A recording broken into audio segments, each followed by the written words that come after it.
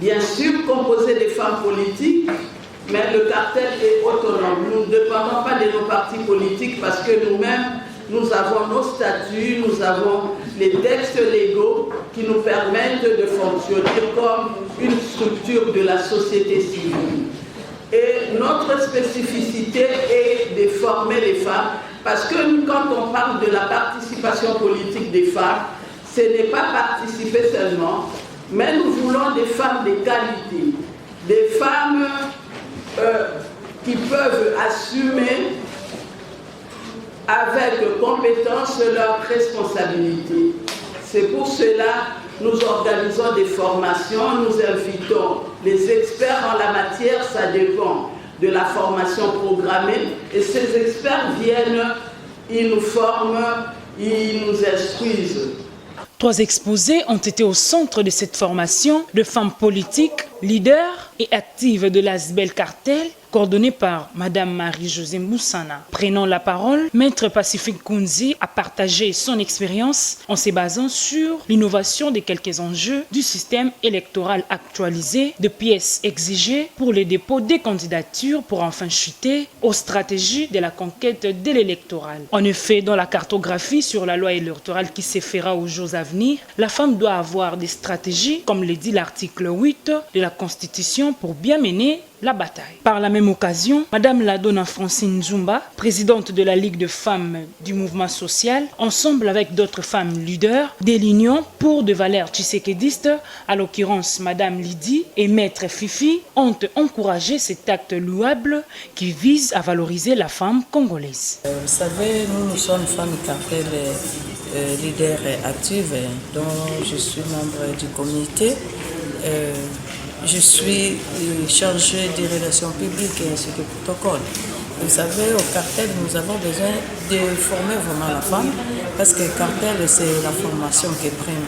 Oui, on peut avoir plusieurs femmes dans la société, plusieurs femmes qui assument des responsabilités. Nous ne voulons pas que les femmes soient seulement question de quantité. Nous voulons plus des femmes de qualité, non pas des femmes juste pour remplir des listes ou des femmes pour les utiliser. Non, nous ne voulons pas ça. Et nous disons aussi merci au chef de l'État, président Félix Tshisekedi Tshilombo Antoine. Et merci parce qu'il a pensé aussi à promulguer la loi qui donne l'opportunité aux femmes d'être vraiment, d'aller ou d'être présentes dans le processus électoral. Et nous disons merci et à la CENI aussi qui a pensé aussi aux femmes. Et nous disons le président qui est quand même l'homme de la masculinité positive. Et nous disons que c'est un homme jarré. Et merci pour ça. Et le cartel n'a pas voulu quand même rester là ou voir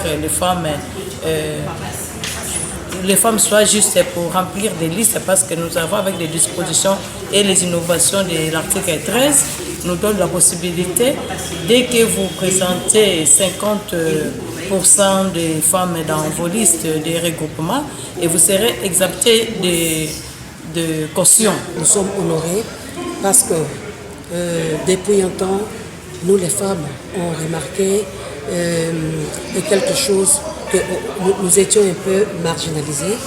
Et maintenant là, nous sommes très contents, nous remercions le président de la République parce qu'il nous a donné la valeur, il nous a donné la place qu'il faut à la femme. Pour la CENI, je dirais plus, je suis très contente parce que la CENI a d'abord fait faveur à la femme.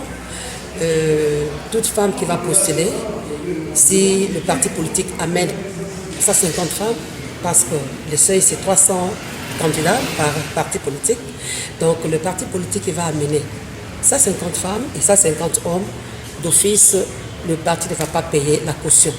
Donc ça c'est une innovation et puis c'est une faveur faite à la femme aussi. Donc nous voulons que cette fois-ci, à l'Assemblée nationale, que nous puissions avoir plusieurs femmes, parce que nous avons compris qu'avec la femme, les choses marchent bien. On est dans un parti politique parce qu'on a des ambitions et on doit les exprimer, et également pour que nous soyons très actifs, parce que nous parlons de la participation politique de la femme, mais si elle-même la femme se résigne, comment cette participation pourrait être effective? nous encourageons des femmes d'être très actives et de participer aussi aux réunions auxquelles elles sont conviées, des formations pour le renforcement des capacités. En tant que cartel, nous avons travaillé sur les innovations, sur la modification de la loi électorale. Nous l'avons plus regardé par rapport à la dimension genre. Nous avons travaillé, nous avons amené nos amendements. Malheureusement, toutes les modifications, toutes les propositions, tous les amendements n'ont pas été retenus au niveau du Parlement. Il s'est fait qu'avec les modifications faites, le cartel des femmes politiques, en tant que structure qui regroupe les femmes politiques de toutes tendances confondues, et vu que nous sommes pendant la période électorale, nous avons jugé bon de parler des innovations. Donc nous avons fait appel à un expert, un grand expert de notre pays, Maître Pacifique Kundi, qui est en train de s'entretenir avec les femmes sur les innovations. Les femmes sont heureuses de suivre cette formation. Pourquoi? Parce que les innovations sont plus en faveur de la femme politique. Donc nous comprenons que le pouvoir public a appliqué la discrimination positive telle que l'exige la loi portant modalité d'application et de mise en œuvre de la parité. Nous avons premièrement le fait d'accepter que le liste, cette innovation faite qui paraît pour moi la plus importante, les listes qui vont afficher plus de femmes candidates seront exemptées de la caution. Ce qui fera que les partis politiques vont certainement ils vont se sentir obligés d'aligner le plus de femmes parce que c'est avantageux pour garder les peu de moyens qu'ils ont pour le mettre à la campagne électorale. Quant au dépôt de candidature, les partis ne vont débourser aucun rond pour les partis qui vont respecter cette innovation. Moi j'ai retenu plusieurs choses. Je vous ai dit, il y a eu des innovations. L'orateur d'aujourd'hui nous a parlé, il a essayé de décortiquer article par article de la loi électorale, les innovations et les avantages de notre candidat, tout ce qu'on a apporté à la loi électorale amendée en fait. C'est ça. Donc il nous a parlé aussi de quelques stratégies, il nous a montré les stratégies qu'on peut mettre en place pour gagner. Vous voyez?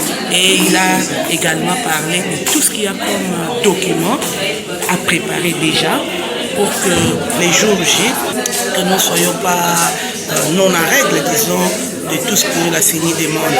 Et quelques pièges et tout ça qu'on peut éviter pour qu'on ne soit pas rejeté. Il nous a parlé également des seuils.